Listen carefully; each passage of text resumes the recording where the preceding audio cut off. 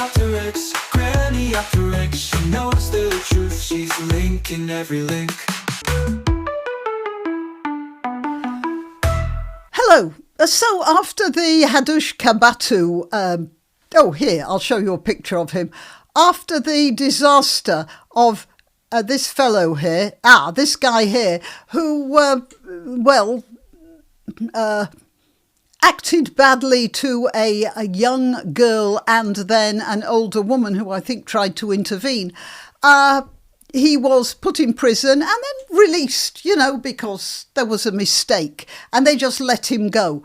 And finally, the British government retrieved him and they put him on a plane back to Ethiopia and gave him £500. I mean, that's what you do to get back to Ethiopia, apparently. You, with pocket money, you...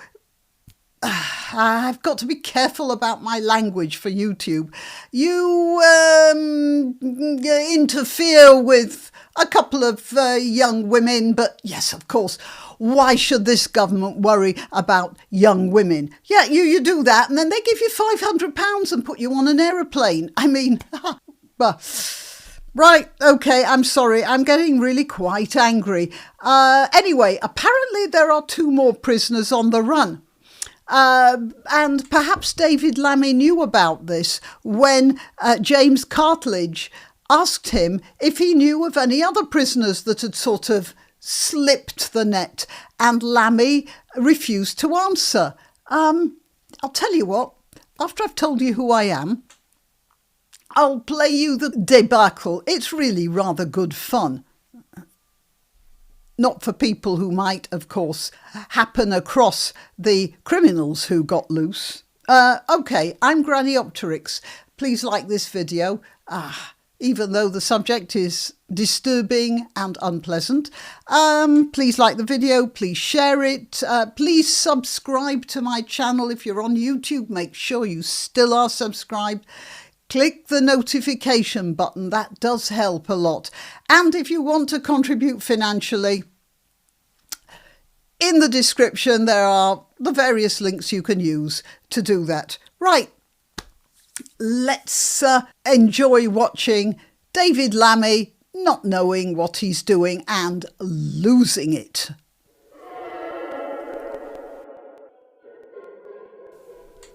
And I'm cutting this in here. As you see, I have a different shirt on, and I this time remembered to wear my poppy. Because I made the video quite late last night. And I was too tired to edit it then, so I thought I'd edit it this morning. And just before I started editing it, I discovered that indeed David Lammy did know about the other 2 prisoners. The information was there in the folder which he had in front of him on the dispatch box. But instead of answering the question honestly and seriously, he just went into a student union rant, which shows an example of arrested development, which is truly remarkable. It wasn't only dishonest, it was stupid too, because of course the truth came out, and it was obvious that the truth was going to come out. Right, well, that's it. I just wanted you to know what sort of a person Lammy is before you see him performing during Prime Minister's questions. This is the Deputy Prime Minister, I have to remind you. All right, well, back to the original video. Which is why I want to ask him a further very important question. Can he reassure the House that since Kabatu was released, no other asylum-seeking offender has been accidentally let out of prison? Deputy Prime Minister. Well, the House is thankfully quiet, so I'm surprised the honourable gentleman didn't hear me when I said that of course I apologise and I'm sorry for the anxiety caused. But look, let me just remind him that he was a justice minister that allowed our prisons to get to this state in the first place.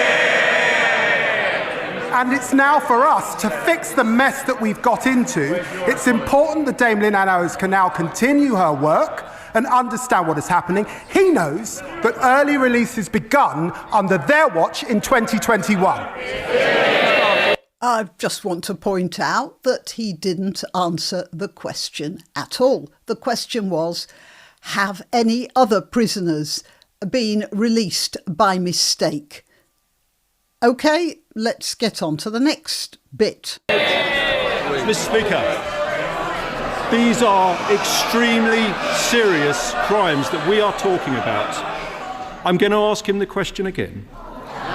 Can he reassure the House that since Kabatu was released, no other asylum-seeking offender has been accidentally let out of prison? It's a very specific question for him to answer. Deputy Prime Minister. After his release, I put in place the toughest checks we've ever had in the prison system. It is important that Lynn Owens is able to get to the bottom of her work. I suspect there'll be more checks and balances we need to do. What we inherited was a complicated system that they set up, letting people out on the sly. Just in case you're interested in how to avoid a question, that's what David Lammy is doing now. He is accusing the other side of having done something historically. But he's still not answered the question about the prisoners. That's part of the problem, and we're trying to fix it. James Cartledge. Mr. Speaker, he's the Justice Secretary. He's responsible for the justice system. He needs to take responsibility, and I'm asking him a straight question. And I'm going to repeat it once more for the avoidance of doubt, because he didn't answer it twice. He's here to answer questions. Can he reassure the House that since Kabatu was released, no other asylum-seeking offender has been accidentally let out of prison? It's a clear question. Can he give an answer? Deputy Prime Minister. Get a grip, man. I know I'm the Justice Secretary. That's why I'm at the dispatch box, also as Deputy Prime Minister. We know that. I'm not going to pray in aid. Dame Anne Owens is a former Deputy Commissioner in London, head of the NCA. It is for her to get to the bottom of that work.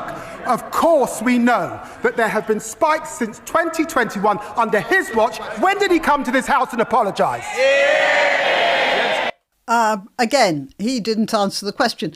I am sorry. There was another. He asked the question again. Actually, they've cut this one rather short, but it was a similar sort of answer. So I suppose it gets boring after a while. And then it was discovered that 2 more prisoners, it says here, are on the run after having been let out of His Majesty's Prison, Wandsworth, by a mistake. And possibly David Lammy knew that at the time and didn't want to say it. Now, if he'd have just said, yeah, look, 2 more, I'm going to get to the bottom of this, he could have sorted that out, but he couldn't admit it. Well, basically because David Lammy is as thick as 2 short planks. However, that's something else.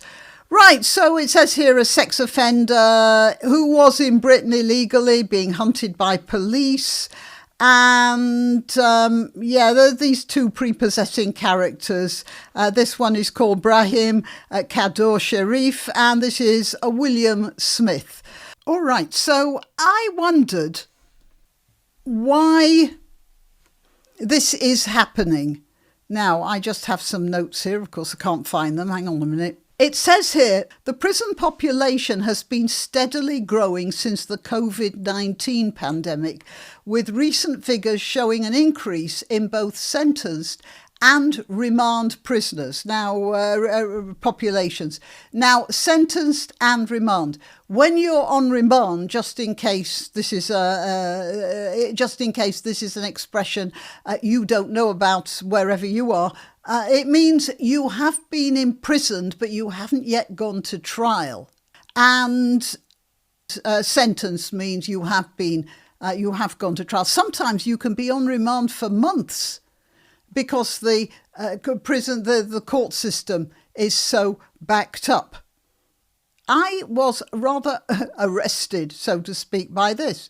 The prison population has been steadily growing since the COVID-19 pandemic, and I wondered what the COVID-19 pandemic might have had to do with it. So I looked up some theories, and first of all, they say it might be bounce back for all the crimes or prosecutions that didn't get dealt with during COVID.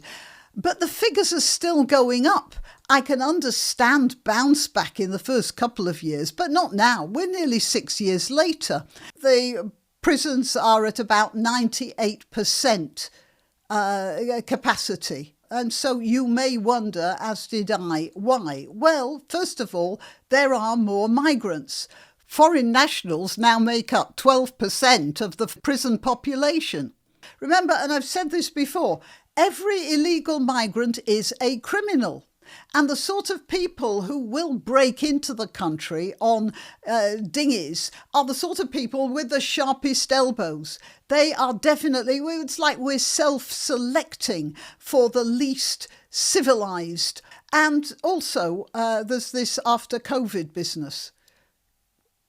COVID was when police started to get really tyrannical, and it looks like they got into the habit. We all know about the recent case where Tommy Robinson was arrested at the border. He was detained by the police, who demanded the PIN to his phone, and he said no, he wasn't going to give it to them.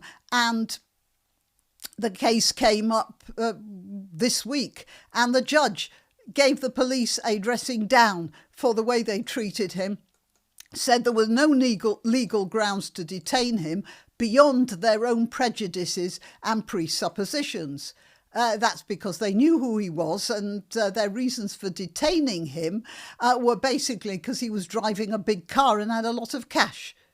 That might have seemed dodgy, but what gave them the idea he was a terrorist? No, that was what was in their mind. Now, let's skip to the case of Julian Fuchs. He was he still is, at the time, he was a 71-year-old man who answered the door one morning and was handcuffed and arrested by 6 police officers in connection with a tweet that he'd posted in a debate with a pro-Palestinian activist. The police came in, searched his house, rummaged through his wife's underwear drawer and his book collection, and this is the creepiest thing. At one point, Mr. Fuchs heard an officer saying that the reading material she'd just pulled out of his bookshelf, that was a bit Brexity. That is really creepy. It turns out that Mr. Fuchs had been a special constable for 10 years with that very police force that was arresting him. He was taken in chains to the local cop shop, and he was so traumatised that when they said they'd let him go if he accepted what's called a caution, he buckled and accepted it. But he didn't really at the time realise that a caution has legal weight. It means you're guilty. But if you behave yourself, they'll let you go and don't do that again. And he realised that only after a few months, when he'd recovered his psychological equilibrium. And what he did was he went to the Free Speech Union, I think, and he went to court about it. And the reason he went to court was his love for his daughter. Love conquers all. Being guilty of a racially charged offence would have made it, having that on his record, would have made it difficult or perhaps impossible for him to visit his daughter in Australia. So that gave him the strength to undergo the torture of a court case. And the caution was later deleted after Kent police admitted it wasn't appropriate. And what had happened was the police, Kent police, had just turned into a lot of swivel-eyed bullies. They saw an opportunity to get at somebody, a fairly easy target, I suppose, and they just went for it. They ended up having to pay him £20,000 in compensation and cover his legal costs, and he should have got more. And I'm speaking as someone who would be footing the bill as a taxpayer. So the chief constable said he'd make an investigation into what happened, but I can tell them what happened right now. It's just the same as those guys who stopped Tommy Robinson at the border. There are too many police who, since COVID, got the idea that they're the ultimate arbiters of good behaviour and political correctness. Now, Fuchs got away with a caution because there were people at the station who knew him. Otherwise, there's a good chance he would have ended up in jail, just like Tommy Robinson could have ended up in jail, except for the good sense of the judge. And of course, I suppose many of you know the case of that hysterical autistic girl who was dragged out of her home by about 8 great burly coppers because she'd remarked that one of the police officers resembled her nana, grandmother, who is a lesbian. And that's one reason why our jails are so full, that there are administrative mistakes about who's being released.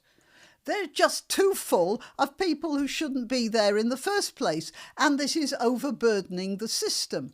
Of course, the other is the number of foreign nationals cramming up the place, and not to mention the number of British nationals who have, how should I put this, opinions that would align with a chap called Anjem Chowdhury, who is in jail, I think, for 18 years or something now. What with all the categories the state has come up with for imprisoning people and the influx of migrants, I was just talking about them, they're criminals having just set foot on a British beach, and some of them are criminals. I mean, one of them was wanted in Serbia for some murders or other.